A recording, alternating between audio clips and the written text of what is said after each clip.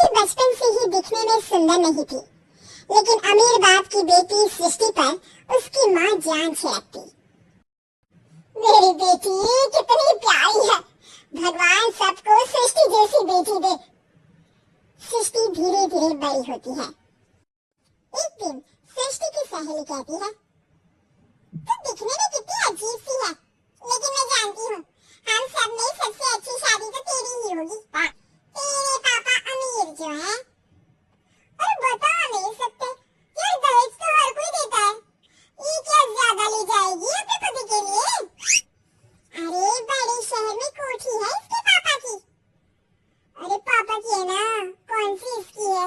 इसकी होती तब तो कोई भी लड़का इससे शादी कर लेता। अरे पापा की मतलब पापा की है तो मेरी ही है ना?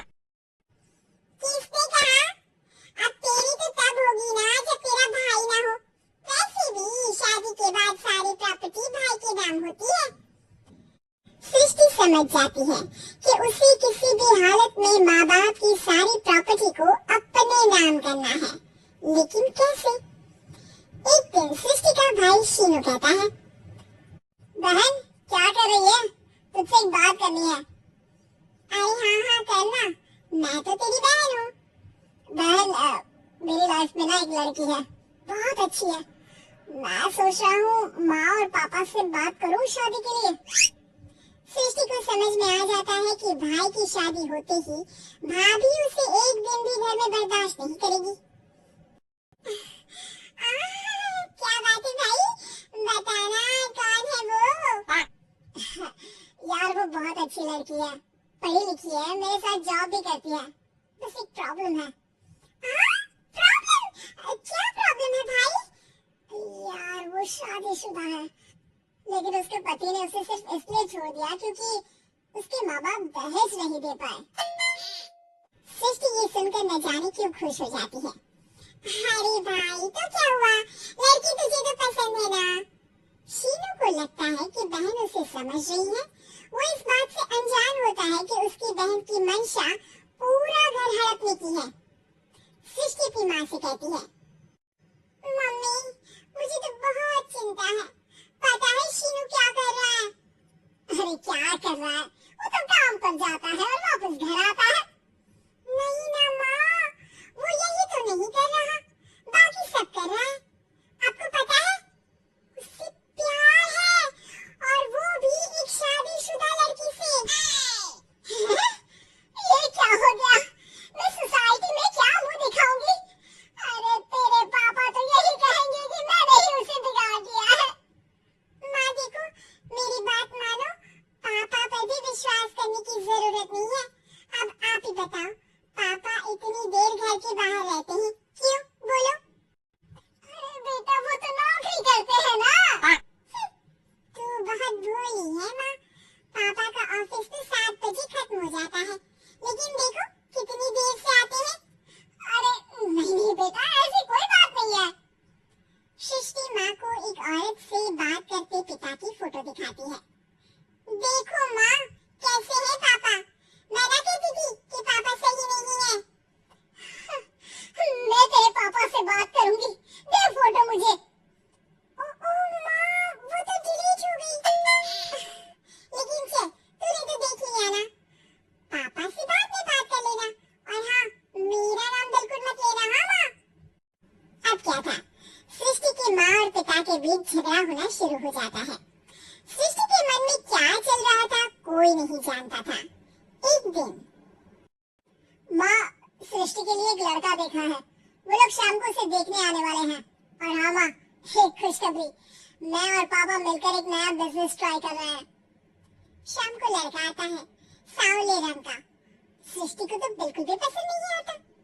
लड़की की माँ कहती है, लड़की का चेहरा तो कोई खास नहीं, लेकिन अगर मेरे बेटे को आप लोग सेटल कर दें तो मैं उसकी शादी आपकी बेटी से करवा दूं। सृष्टि को लड़का बिल्कुल पसंद नहीं था, उसे भाई पर गुस्सा आ जाता है। लड़के वालों के जाने के बाद कहती है, माँ देखा शीनू मेरे लिए कैसा लड़का लेकर आया, न दिखाने लायक न सुनने लायक, सेटल भी नहीं, वो भी हम करे।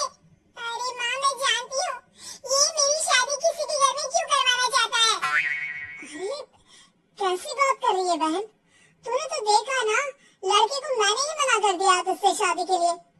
जिसने लड़का बताया था उसने उसकी बहुत तारीफ की थी। बात आई गई हो जाती है, लेकिन सृष्टि का मन शांत नहीं होता। क्या करूं, कुछ समझ में नहीं आ रहा। मेरी शादी हो गई तो ये लोग पूरी प्रॉपर्टी शीनू के नाम कर देंगे, मेरे हाथ तो कुछ लगेगा ही नहीं। तभी सृष्टि को आइडिया आता है। वो किसी वकील को फोन करती है। जी देखिए, अगर आपके मम्मी पापा का तलाक हो जाता है तो आपके पिता की आधी प्रॉपर्टी आपकी माँ के नाम हो जाएगी, फिर उसे वो किसी को भी दे सकती है। सृष्टि अब माँ को बेटे के खिलाफ कहती है। माँ, शीनू पर नजर रखा करो, वो जिस लड़की के प्यार में है ना वो शादीशुदा है। यहाँ आएगी, सारा पैसा रुपया जमीन जायदाद सब हड़प लेगी। पापा का भी हाल तुमसे छुपा नहीं है। ऐसा ना हो कि मैं और आप एक दिन सड़क पर भीख मांगे। हे भगवान, मैं तो जीते जी मर जाऊंगी अगर ऐसा हो गया तो। ऐसा हो गया नहीं माँ, ऐसा ही होगा। अभी समय है, आगे का सोच लो। मैं तो कहती हूँ पापा से आधी प्रॉपर्टी लेकर अलग हो जाओ। पापा की आधी प्रॉपर्टी भी हम लोगों को अगर मिल जाती है ना तो अगले 7 जन्म सफल समझो। बेचारी माँ बेटी के कहने पर पति से तलाक लेकर अलग हो जाती है।